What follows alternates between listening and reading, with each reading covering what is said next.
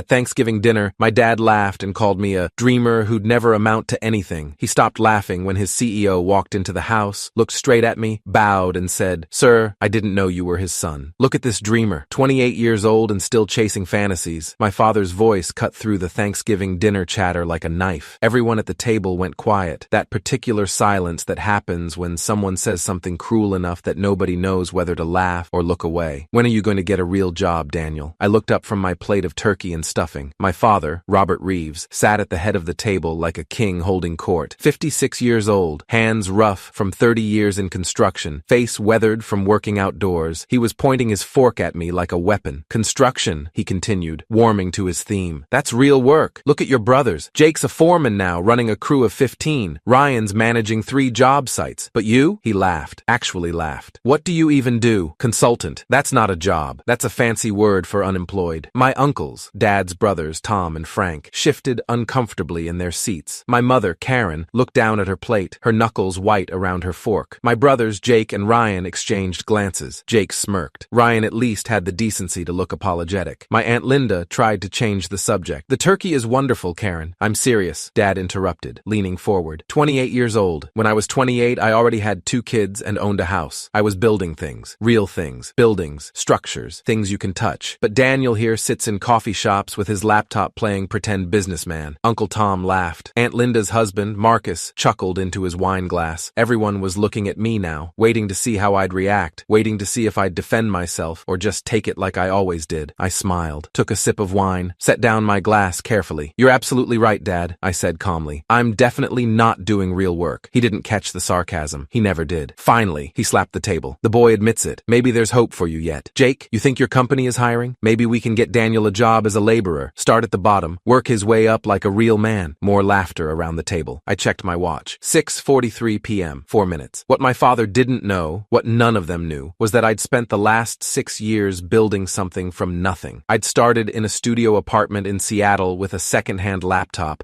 living on ramen and ambition, developing software that optimized supply chain logistics for construction companies. My first client was a small contractor in Portland. He paid me $500 to streamline his inventory system. It saved him $30,000 in the first year. Word spread. Within 18 months, I had 26 clients. Within 3 years, I had offices in 4 cities and 32 employees. Within 5 years, I'd built the premier construction logistics consulting firm on the West Coast. Last year, I sold it to Stratton Global Industries for $43 million.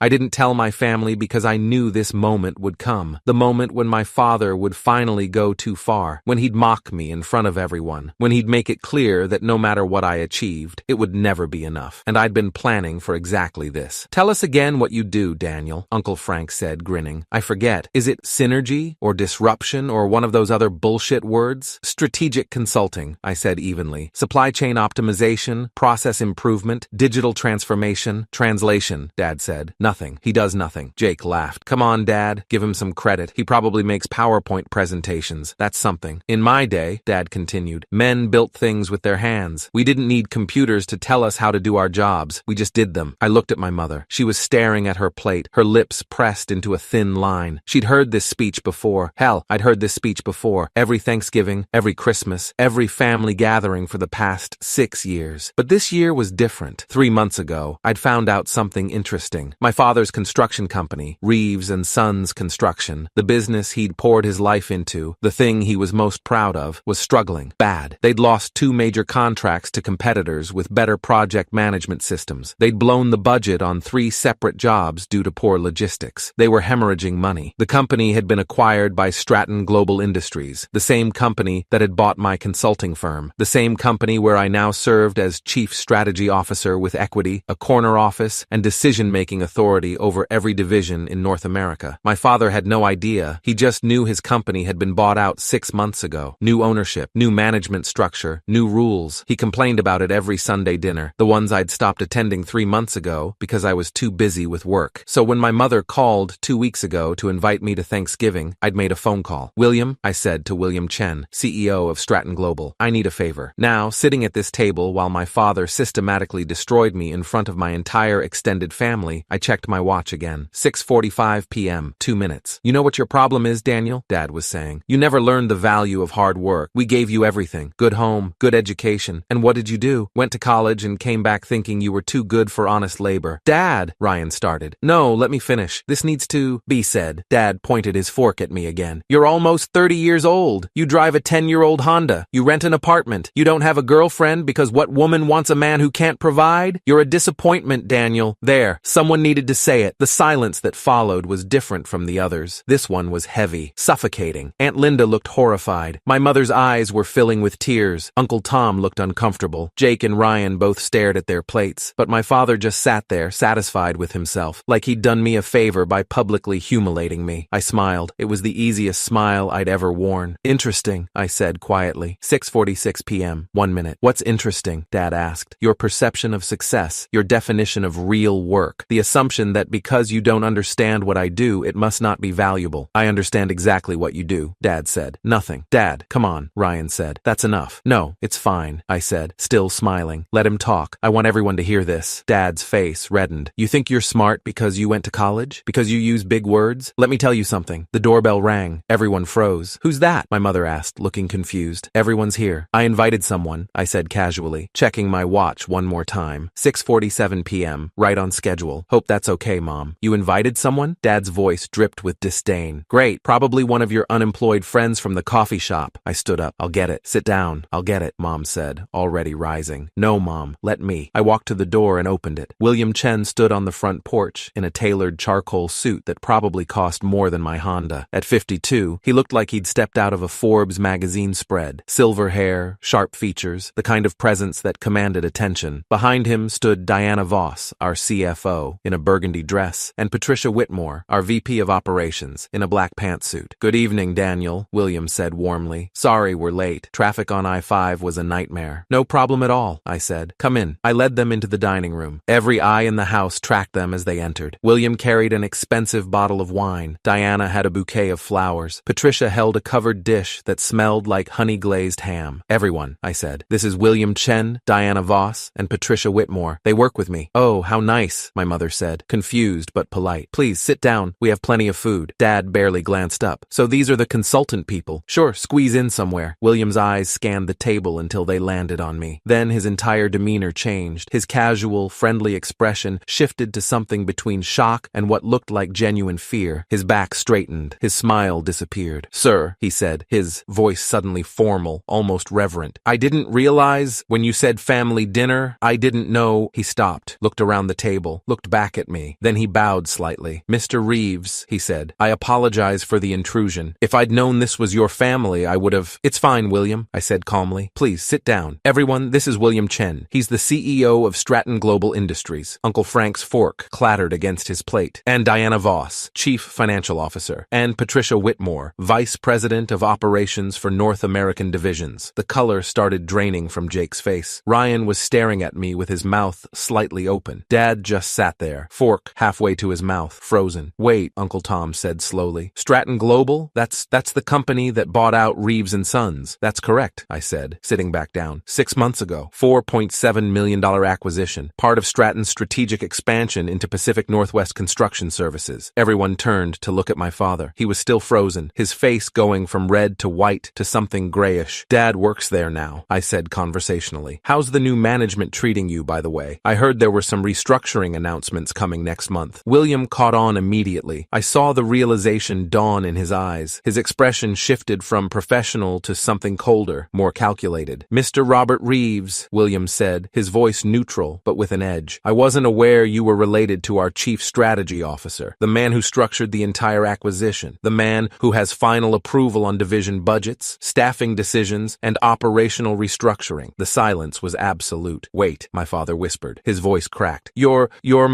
boss's boss's boss, I said. Yes. Diana leaned over and whispered something to William. He nodded slowly, his eyes never leaving my father. Mr. Reeves, William continued, I've been reviewing Q3 performance reports. Your division, the legacy Reeves and Sons contracts, has been underperforming relative to projections. Margins are down 14%. There's been discussion about cutting redundant positions in that division. Redundant? My father's voice was barely audible. But of course, William said, glancing at me, I'm sure your son wouldn't want us to make any hasty decisions about his father's employment. Would you, Daniel? Every eye in the room was on me now, waiting. My mother's hand covered her mouth. laugh. Jake looked like he wanted to disappear into his chair. Ryan's face had gone completely pale. Aunt Linda's eyes were wide with something between horror and fascination. I took a sip of wine. Let the moment breathe. Let them all sit in it. Tell me, Dad, I said finally, setting down my glass. What was that you said about real work? His mouth opened, closed. No sound came out. Because I'm trying to understand, I continued, my voice calm, almost gentle. I want to make sure I have this right. Construction is real work. Building things with your hands is valuable. But strategic consulting, supply chain optimization, digital transformation, that's nothing. That's pretend. Is that accurate? Dad's Adam's apple bobbed. He couldn't seem to form words. Here's what I find interesting, I said. The reason Reeves and Sons was hemorrhaging money, the reason you were about to go bankrupt, was because your project management was stuck in 1995. You were still using paper requisition forms. You were tracking inventory on Excel spreadsheets. You were losing thousands of dollars per project because nobody could tell you where your materials were or when they'd arrive. William nodded. The due diligence report was extensive. So when Stratton acquired you, I continued, what did they do? They brought in consultants, people like me, people who use laptops in coffee shops, people who make PowerPoint presentations. And do you know what happened? My father was staring at me now, and I couldn't read his expression. Shock, fear, maybe shame. Your division's margins improved by 8% in the first quarter under new management, I said. All because someone implemented the kind of pretend work you just mocked me for doing. Patricia spoke up. The digital inventory system alone saved $127,000 in Q3. But that's not real work, right, Dad? I stood up slowly. Let me tell you what real work is. Real work is spending 6 years building a company from nothing. Real work is working 100-hour weeks to prove a concept everyone said was stupid. Real work is earning every single client through results, not inheritance. Jake flinched at that. Real work, I continued, is turning a failing business model into a profitable acquisition. Real work is managing 47 direct reports across 6 states. Real work is sitting in boardrooms making decisions that affect thousands of families, including yours. The room was so quiet I could hear the kitchen clock ticking. But you're right about one thing, I said. I do drive a 10-year-old Honda because I don't need to prove anything with a car. I rent an apartment because I travel 40 weeks a year, and buying a house I'd never be in seemed stupid. And I don't have a girlfriend because I've been too busy building the career you just told me doesn't exist. My mother was crying now, tears running down her face. William, Diana, Patricia, I said, turning to them. Thank you for coming, but I think we should go. I'm not very hungry anymore. Of course, sir, William said, standing immediately. Diana and Patricia followed suit. As I walked toward the door, my father finally found his voice. Wait, Daniel, please, I didn't mean... I stopped, turned around slowly. Yes, you did, Dad. You always mean it. That's the problem. I was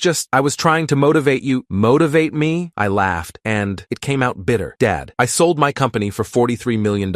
I own equity in Stratton Global worth another $12 million. I made more last year than you'll make in your entire career. But none of that matters to you because I don't swing a hammer. Uncle Tom had his face in his hands. Aunt Linda was staring at me like she'd never seen me before. Jake and Ryan both looked sick. I didn't tell you any of this because I wanted you to be proud of me for who I am, not what I make, I continued, my voice steadier now. But you can't do that. You can't see past your own definition of success to recognize that maybe, just maybe, your son achieved something. Daniel, please, my mother said quietly, don't leave like this. I'm sorry, Mom, but I can't sit at a table where I'm openly mocked for my career while the CEO of a billion-dollar company literally bows to me. I looked at my father one more time. He was smaller now, diminished. The man who'd seemed so large, so certain, so righteous, now looked old and confused and small. You want to know why I don't come to Sunday dinners anymore, Dad? This is why. Because no matter what I do, no matter what I achieve, it'll never be enough for you. So I stopped trying. William opened the front door. The cold November air rushed in. Sir, he said quietly, are you sure about this? I looked back one more time. My father was sitting at the head of the table, his head in his hands. My mother was crying quietly. Jake was staring at his plate. Ryan looked at me with something like apology in his eyes. Yeah, I said, I'm sure. We walked out to the driveway where William's black Mercedes and Diana's Audi were parked next to my 10-year-old Honda Accord. I'm sorry you had to see that, I said to them. Don't be, Diana said firmly. He deserved it. Still, I said, family is complicated. Speaking of which, William said carefully, about those restructuring plans for the legacy Reeves and Sons division, don't fire him, I said immediately. William raised an eyebrow. Don't fire my dad, I clarified, or my brothers. Keep them exactly where they are. Same positions, same pay. Daniel, your father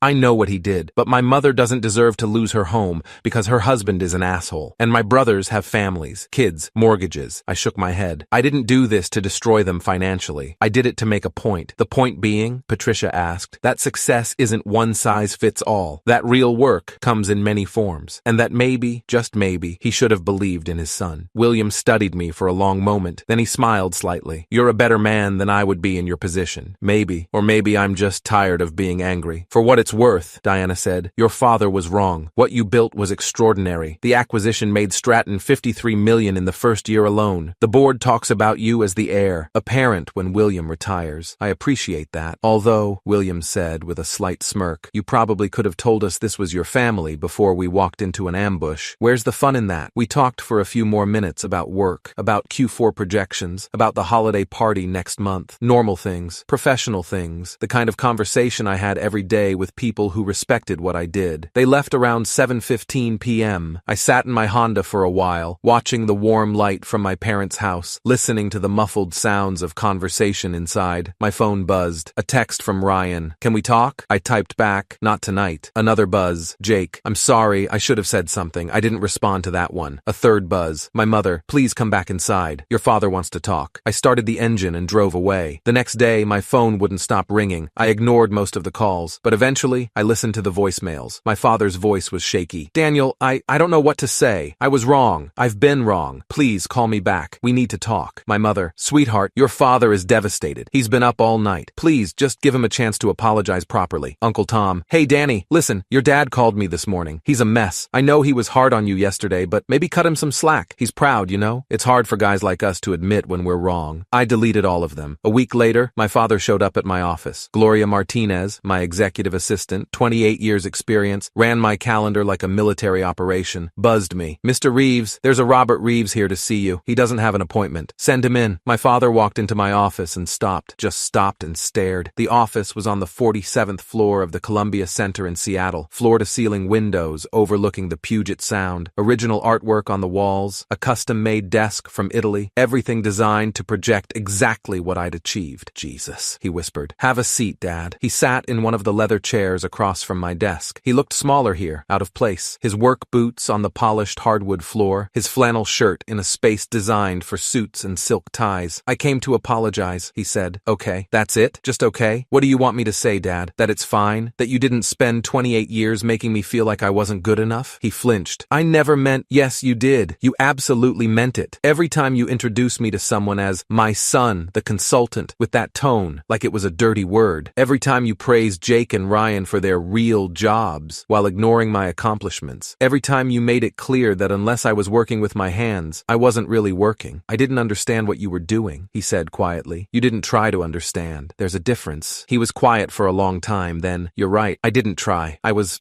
threatened, I think. Threatened? By you. By what you were building. By the fact that you were doing something I couldn't understand, which meant you were moving into a world where I couldn't follow. He rubbed his face with both hands. Your brothers, they're doing what I did. Construction. I understand that. I can give them advice, share my experience. But you went somewhere I couldn't go. And instead of being proud of that, I was cruel, I finished. Yeah, I was cruel. I leaned back in my chair, looking at this man who'd been such a giant in my childhood, who'd seemed so powerful, so certain of everything. Now he just looked tired. Did you know, I said, that on my 16th birthday you told me I'd never amount to anything because I preferred reading to working on the construction site? Jesus, Daniel. Or when I got accepted to UW with a scholarship, you said college was a waste of time for someone like me. I was wrong. Or when I told you about my first client, you laughed and said I'd be bankrupt in 6 months. He didn't respond to that, just sat there, taking it. I kept waiting, I continued. Kept waiting for the moment when you'd finally say, I'm proud of you, son. But it never came. Not when I landed my 50th client. Not when Forbes mentioned my company in an article about innovative startups. Not when I sold the company for enough money to retire at 30. Nothing I did was ever enough. Because I'm an idiot, he said quietly. Because I'm a stupid, stubborn old man who doesn't know how to say the things he should say. That's not good enough, Dad. I know. He looked at me, and his eyes were red. I know it's not, but I'm saying it anyway. I'm proud of you. I'm proud of what you built. I'm proud of the man you became. And I'm sorry, I'm so goddamn sorry, that I waited until you had to humiliate me in front of the entire family before I could admit it. The silence stretched between us. What do you want from me? I asked finally. A chance, he said. A chance to do better, to be better, to actually be the father you deserved instead of the one you got. I looked out the window at the Seattle skyline, at the gray water of the Puget Sound,